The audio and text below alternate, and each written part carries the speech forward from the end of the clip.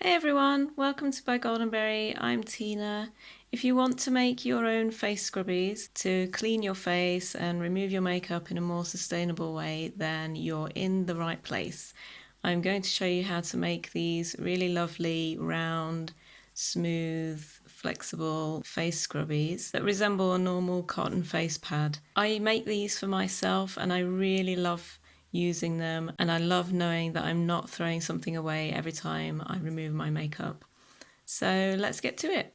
What you'll need to make these face scrubbies is some yarn. I'm using Debbie Bliss Eco Baby yarn, which is a sport weight 100% organic cotton, which is really soft and lovely for this project. You'll need about 55 yards to make 4 face scrubbies like this. I'll link the yarn in the description below. You'll need a 3mm crochet hook, a darning needle, a pair of scissors, and you'll need a stitch marker to mark the last stitch of each round. And this is optional, but you could use 14 other stitch markers to mark specific stitches in each round. Make sure you choose a different colour for the end of the round marker so that you know where to begin and where to end. Okay, let's get started. We're going to start by making a magic ring and then crocheting 8 single crochet stitches into the magic ring. If you're not sure about how to work a magic ring, then head to my beginner crochet tutorials and I go through it over there. So this is our magic ring. We're going to make 8 single crochets into the magic ring. So that's our first one, 2, 3, 4, 5, 6, 7, and 8. Going to pull it closed and join the 2 ends with a slip stitch. So if we take the hook out, you should have 8 stitches, and we're going to start counting from here. So we have 1, 2, 3, 4, 5, 6, 7, 8. So we count the join that we just made. So grab your end of round stitch marker and mark this last join. Now we're going to start our first round, and we're going to be using the spider stitch, which is a single crochet followed by a chain and then another single crochet. So we'll be making one of these spider stitches into each stitch around. So we'll begin our first one in the first stitch. So we start with a single crochet,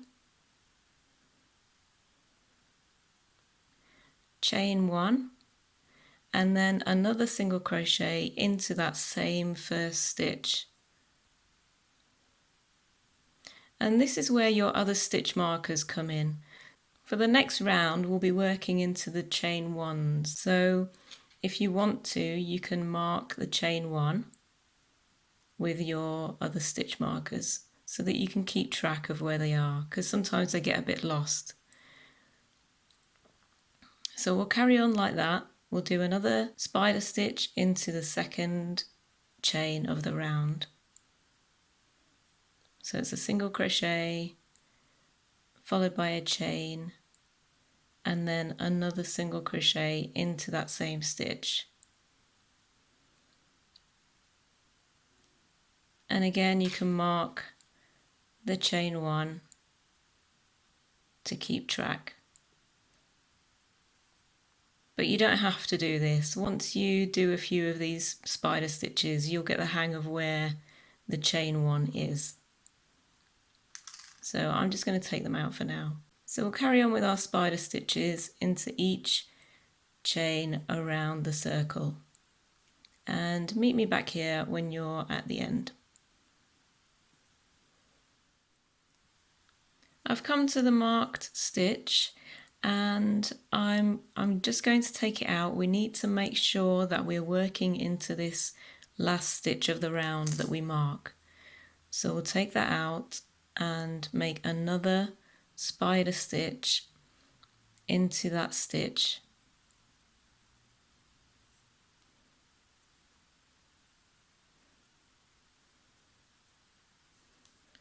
And then we're going to put our marker back into the last chain one of the round. So this has now become our last stitch of the round. From this point on, we'll be counting our chain ones to make sure that we've got the right number of stitches. So after that last round, you should have 8 chain 1 stitches. So just make sure you've got the correct number before moving on to round 2. I've just marked all my chain 1s just to show you that I have 8 chain 1s all the way around, and to make it easier for the next round. At the end of the round, we're not going to make a join or anything like that. We're kind of working in a spiral of spider stitches. So we'll move on to round 2. And what we're going to be doing is we're going to make a spider stitch into each of these chain 1s. So we can begin by taking out this marker and making our first spider stitch into where that marker was. So again, it's a single crochet, a chain 1, and another single crochet into that same stitch.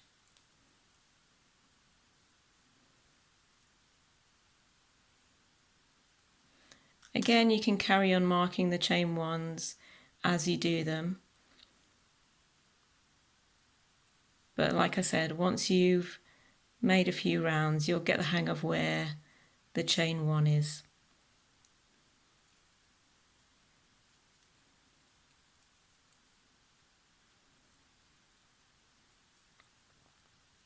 So continue all the way round, making a spider stitch into each of these chain 1s, and I'll meet you back here when we get to our last stitch marker. I've reached the last stitch marker, and again I'm going to make sure that I'm working another spider stitch into that last chain 1. So we'll make our final single crochet into there, chain 1, single crochet again, and then pick up our stitch marker and mark this last chain 1 of the round for round 2. We should still have 8 chain 1s, so make sure you count the chain 1s to be sure that you've got the right number of stitches for round 3. We're going to begin round 3, and we're going to be working a spider stitch into the first single crochet of the spider stitch of the previous round, and a spider stitch into the chain 1, and then we'll leave the second single crochet unworked. So working a spider stitch into the first single crochet and the chain 1 of each spider stitch from the second row. So let's begin. We'll start with our spider stitch into the first single crochet of the previous round,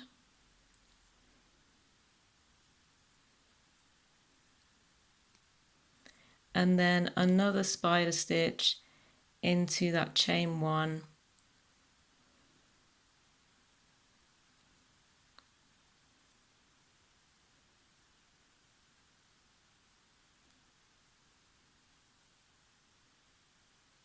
and then we leave the last single crochet of the spider stitch unworked. We move on to the next spider stitch, make a spider stitch into the first single crochet,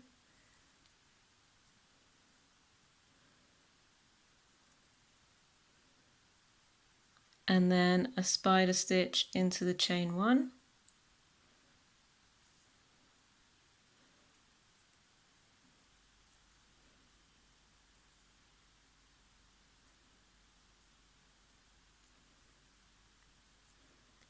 and leave the last single crochet unworked.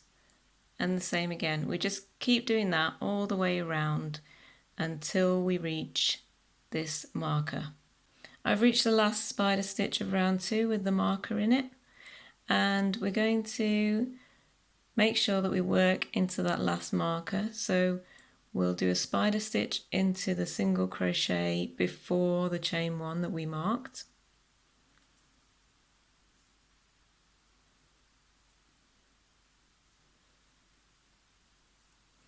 And then remove the marker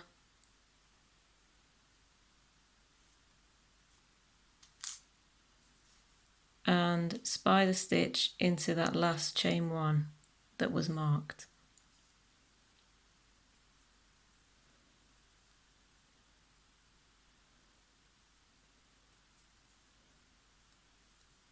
And again, mark that last chain 1. You should have 16 chain 1s after round 3. So make sure you've got the right number before moving to round 4. For round 4, we're going to make a spider stitch into every chain 1 around the circle. So we're going to repeat round 2. Our first chain 1 is here. So we'll start making our spider stitches. Sometimes my tension is a bit tight and I find it difficult to get into the chain 1s. If you're finding that, then make sure you work your chain 1s a bit looser than the rest of your crochet. Just makes it a little bit easier to get in.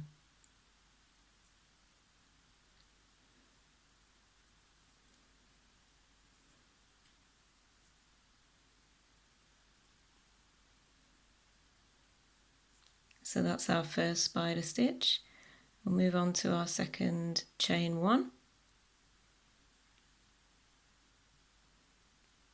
And we just carry on like this all the way around until we get to our marker again. Meet me back here when you're at the end. We're at the last chain 1 for round 4, and again I'm going to remove that stitch marker and work another spider stitch into that marked chain 1.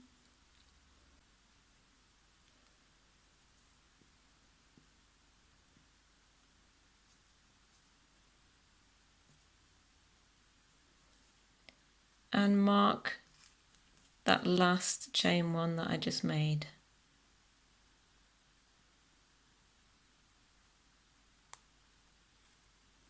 We should still have 16 chain 1s for round 4 because we didn't increase.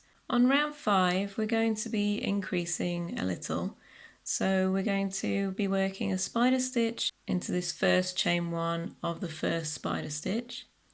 And then we're going to move to the next spider stitch and work a spider stitch into the first single crochet and the chain 1. Repeat that all the way around. So we'll be doing a spider stitch into a chain 1, then move to the next and do spider stitch into the single crochet and the chain 1. So we'll begin and we'll do our spider stitch into the first chain 1.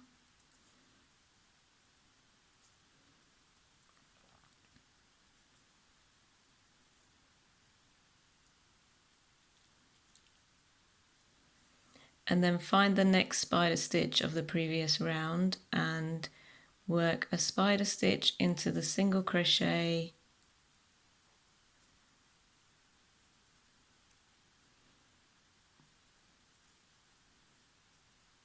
and then another spider stitch into that chain 1.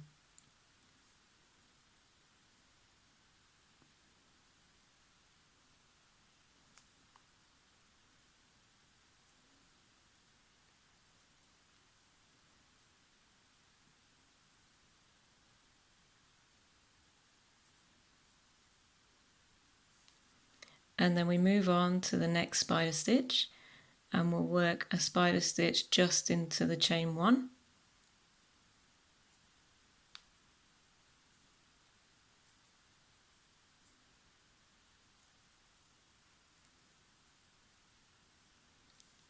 and move to the next spider stitch and spider stitch into the single crochet and the chain 1.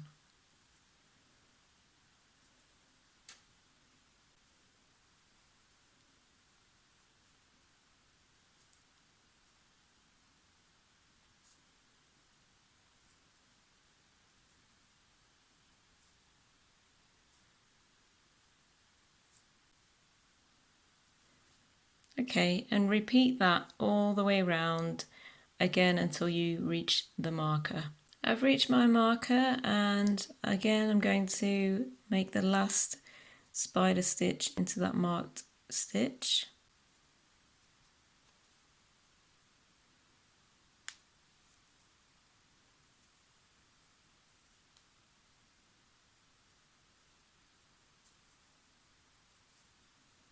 And mark the last chain 1.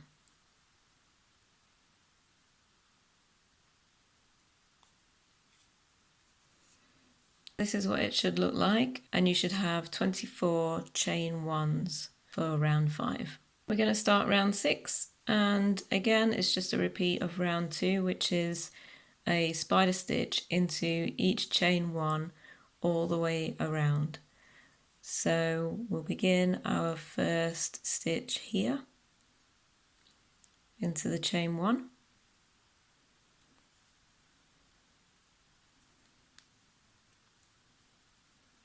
I'm still making them a bit too tight.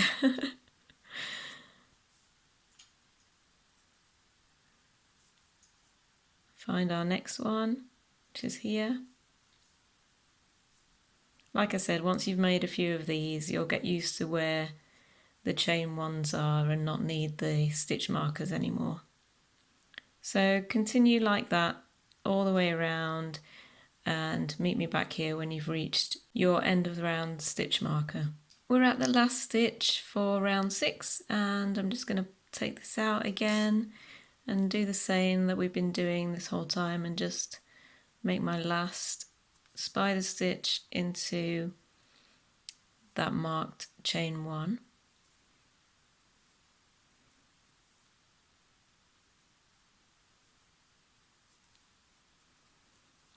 And there we are, that's the end. So you should still have 24 chain 1s all the way around, because we didn't increase on that last round. And just to finish it off, to bring it round to a full circle, we're going to slip stitch into the next chain 1. So find your next chain 1 and just do a slip stitch to join it together. And then the best way to finish these off is to do an invisible finish. So we're going to just cut the end of the yarn,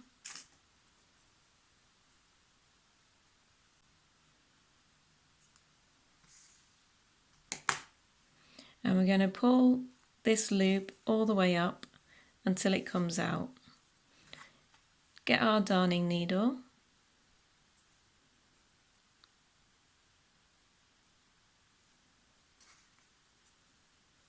we're going to find our last single crochet and weave our yarn under both loops of that stitch,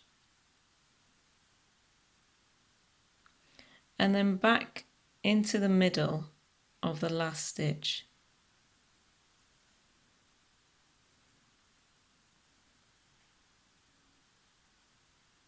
There we go, and it looks like an invisible finish because you can't tell where it ends. So then just take this yarn and weave it in and out of your stitches however you like, through the back, just to make sure that it's secure and it's not going to come out.